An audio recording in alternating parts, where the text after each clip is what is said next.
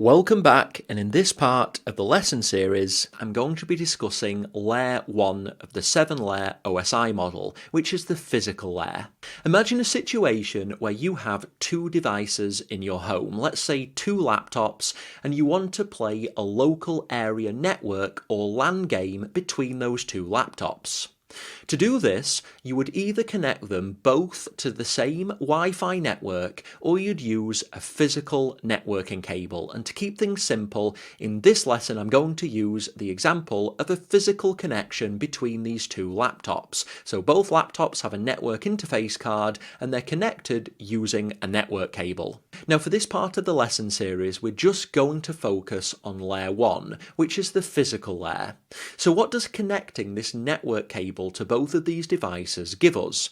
Well, we're going to assume it's a copper network cable, so it gives us a point-to-point electrical shared medium between these two devices. So it's a piece of cable that can be used to transmit electrical signals between these two network interface cards.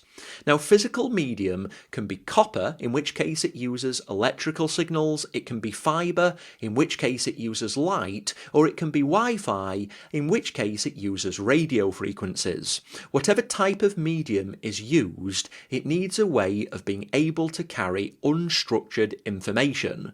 And so we define layer 1, or physical layer standards, which are also known as specifications. And these define how to transmit and receive raw bit streams, so ones and zeros between a device and a shared physical medium, in this case the piece of copper networking cable between our two laptops. So the standard defines things like voltage levels, timings, data rates, distances which can be used, the method of modulation, and even the connector type on each end of the physical cable. The specification means that both laptops have a shared understanding of the physical medium, so the cable. Both can use this physical medium to send and receive raw data. For copper cable, electrical signals are used. So a certain voltage is defined as binary 1, say 1 volt, and a certain voltage as binary 0, say -1 volt.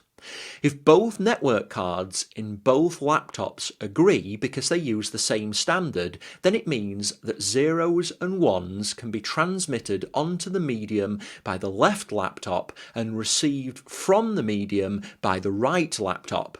And this is how two networking devices, or more specifically, two network interface cards can communicate at layer 1.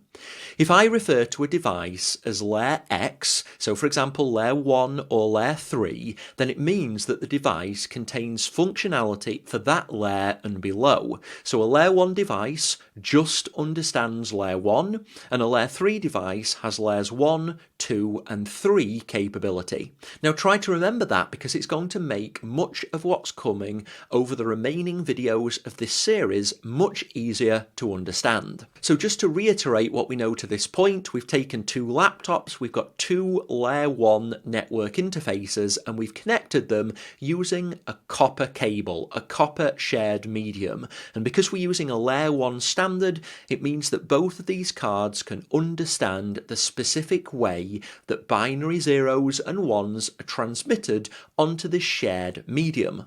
Now on the previous screen I used the example of two devices, so two laptops with network interface cards communicating with each other. Two devices can use a point-to-point layer 1 link, a fancy way of talking about a network cable. But what if we need to add more devices? A two-player game isn't satisfactory. We need to add two more players for a total of 4. Well, we can't really connect these 4 devices to a network cable with only 2 connectors, but what we can do is to add a networking device called a hub. In this example it's a 4-port hub, and the laptop on the left and right, instead of being connected to each other directly, are now connected to 2 ports of that hub. Because it's a 4-port hub, this also means that it has 2 ports free, and so it can accommodate the top and bottom laptops. Now, hubs have one job. Anything which the hub receives on any of its ports is retransmitted to all of the other ports, including any errors or collisions. Conceptually, a hub creates a 4-connector network cable, one single piece of physical medium which 4 devices can be connected to. Now, there are a few things that you really need to understand at this stage about Layer 1 networking. First, there are no individual device addresses. At Layer 1, one laptop cannot address traffic directly at another. It's a broadcast medium. The network card on the device on the left transmits onto the physical medium and everything else receives it. It's like shouting into a room with 3 other people and not using any names. Now, this is a limitation, but it is fixed by Layer 2, which we'll cover soon in this lesson series. The other consideration is that it is possible that 2 devices might try and transmit at once, and if that happens, there will be a collision. This corrupts any transmissions on the shared medium. Only one thing can transmit at once on a shared medium and be legible to everything else. If multiple things transmit on the same Layer 1 physical medium, then collisions occur and render all of the information useless. Now, related to this, Layer 1 has no media access control, so no method of controlling which devices can transmit. So if you decide to use a Layer 1 architecture, so a hub and all of the devices which are shown on screen now, then collisions are almost guaranteed, and the likelihood increases the more Layer 1 devices are present on the same Layer 1 network. Layer 1 is also not able to detect when collisions occur. Remember, these network cards are just transmitting via voltage changes on the shared medium. It's not digital. They can, in theory, all transmit at the same time, and physically, that's okay. It means that nobody will be able to understand anything, but at Layer 1, it can happen. So Layer 1 is dumb. It doesn't have any intelligence beyond defining the standards that all of the devices will use to transmit onto the shared medium and receive from the shared medium. Because of how Layer 1 works and because of how a hub works, because it simply retransmits everything, even collisions, then a Layer 1 network is said to have one broadcast and one collision domain. And this means that Layer 1 networks tend not to scale very well. The more devices are added to a Layer 1 network, the higher the chance of collisions and data corruption. Now, Layer 1 is fundamental to networking because it's how devices actually communicate at a physical level. But for Layer 1 to be useful, for it to be able to be used practically for anything else, then we need to add Layer 2. And Layer 2 runs over the top of a working Layer 1 connection. And that's what we'll be looking at in the next part of this lesson series.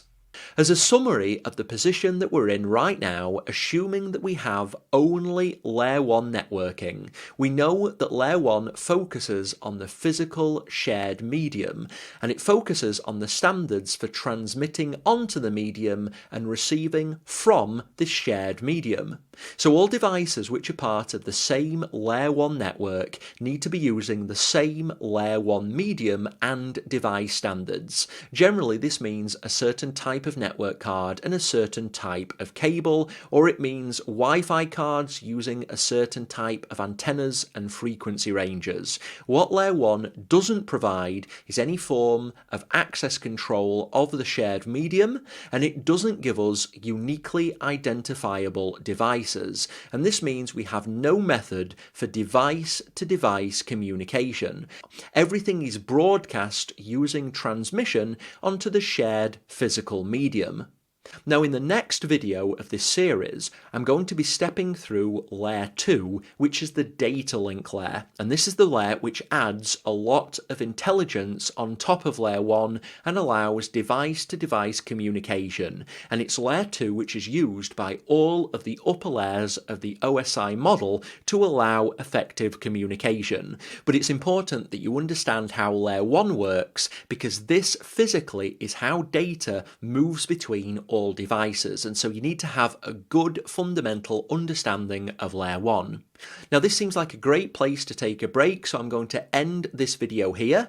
So go ahead and complete this video, and then when you're ready, I look forward to you joining me in the next part of this lesson series where we'll be looking at layer 2, or the data link layer.